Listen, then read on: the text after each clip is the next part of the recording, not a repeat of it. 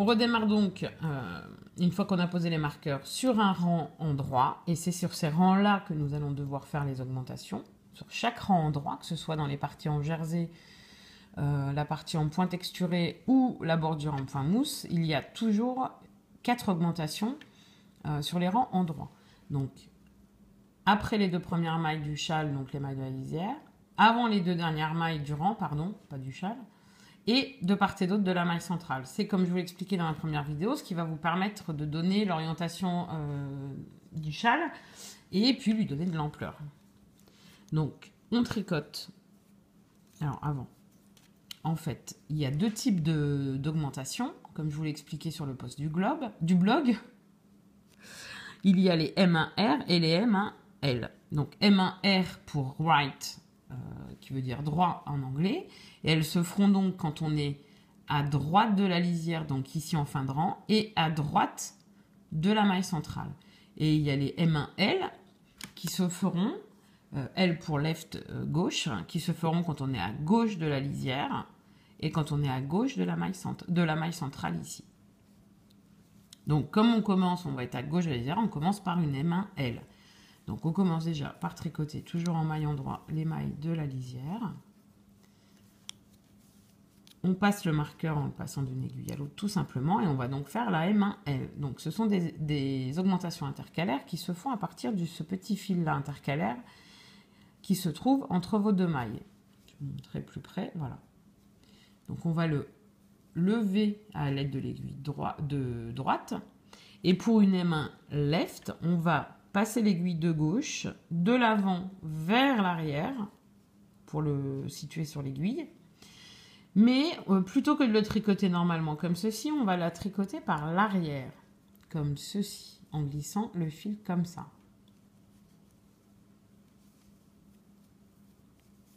Et voilà, on a notre augmentation. On tricote la maille d'après. On arrive à droite de la lisière, donc on va faire une M1R, toujours en prenant le fil intercalaire ici. Et ce coup-ci, on va passer de l'arrière vers l'avant et on va tricoter cette maille par l'avant. Il faut bien souvent tirer un petit peu ici pour avoir du mou et pouvoir passer l'aiguille. Voilà, on passe comme ça. Voilà notre augmentation. On passe le marqueur, on tricote la maille centrale et tout de suite on se retrouve à faire une augmentation qui se situe à gauche de la maille centrale, donc c'est une M1 left. On prend le fil, on passe de l'avant vers l'arrière et on la tricote par l'arrière. On tricote la maille d'après et on se retrouve à droite de la lisière, donc une M1R. On lève le fil intercalaire, on passe l'aiguille de l'arrière vers l'avant et on la tricote par l'avant.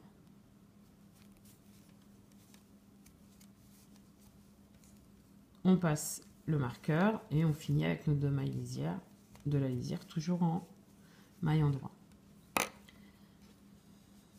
On tricote le rang envers en maille envers, sauf les mailles de la lisière. J'ai un petit fil qui me gêne.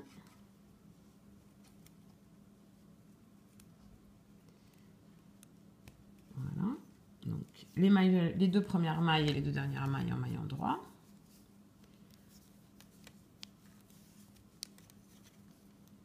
Hop. On passe donc en maille envers, en ramenant le fil sur le devant.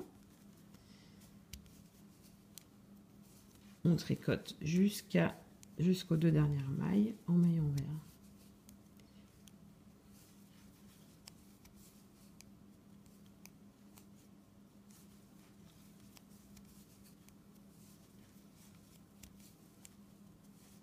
Pas d'augmentation sur les rangs envers. On arrive à la lisière, on passe le marqueur, on repasse la laine derrière et on repart en maille en droit.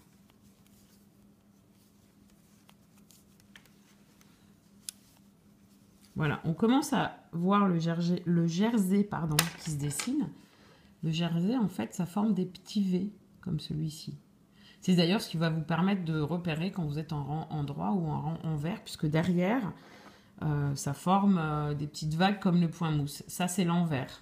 Quand vous avez bien les petits V qui se dessinent, ça, c'est l'endroit. Je vous remonte une nouvelle fois les augmentations, si vous voulez. Donc, les 2 premières mailles de la lisière en mailles endroit. On passe le marqueur. On est à gauche de la lisière, donc on fait une main left. On passe l'aiguille de l'avant vers l'arrière et on tricote à l'arrière. Quand on passe de l'avant vers l'arrière, on tricote par l'arrière. Et quand on passe de l'arrière vers l'avant, on tricote par l'avant. C'est un moyen mémotechnique. On tricote jusqu'au prochain marqueur en maillon droit. Là, on arrive à droite de la maille centrale, donc on va faire une main R. On lève, on passe de l'arrière vers l'avant et on tricote par l'avant. On passe le marqueur, on tricote la maille centrale et aussitôt après on se retrouve donc à gauche de la maille centrale. Donc on fait une main L, de l'avant vers l'arrière, tricoté par l'arrière. Et on va jusqu'au prochain marqueur en maillon droit. Ici on est à droite de la lisière, donc une main R, de l'arrière vers l'avant, tricoté par l'avant. On passe le marqueur et on tricote la lisière. Je vais vous faire le rang en vert, comme ça vous verrez bien que ça commence à se dessiner. Je ne peux pas aller vraiment vite parce que cette laine, c'est vraiment une catastrophe. C'est trop gros. Les 2 premières mailles en maillon droit, on passe en maillon vert puisque nous sommes sur un rang en vert. Si je tirais un peu ma laine, ça irait mieux aussi. Hop. Hop.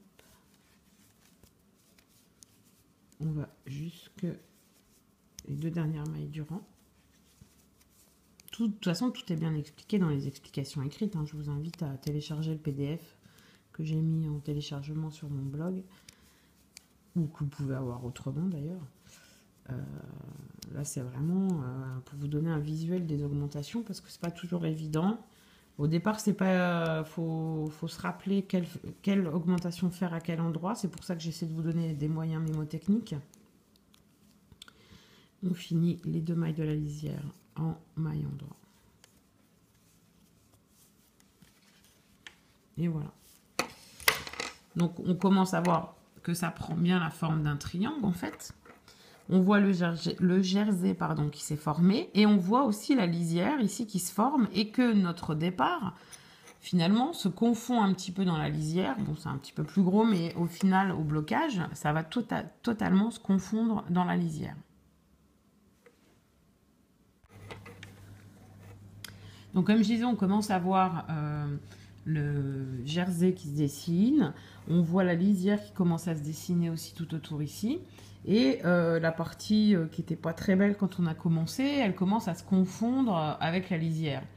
C'est pas très parlant ici parce que la laine est grosse, mais si je prends le texture que j'ai commencé pour le cal, ben voilà. La partie qui m'a servi à commencer, elle est là en fait. Mais quand vous prenez la lisière, et une fois qu'il sera bloqué, ça ne se verra plus du tout. Pratiquement plus du tout. Et donc les augmentations qui permettent de partir en biais comme ça. Et la maille centrale ici, qui est un peu plus marquée forcément, avec les augmentations de part et d'autre, mais qui malgré tout reste régulière et reste assez jolie. Moi pour ma part, c'est les augmentations que je préfère. Il y a d'autres types d'augmentations qui font vraiment des trous autour de la maille centrale et que j'aime pas tellement.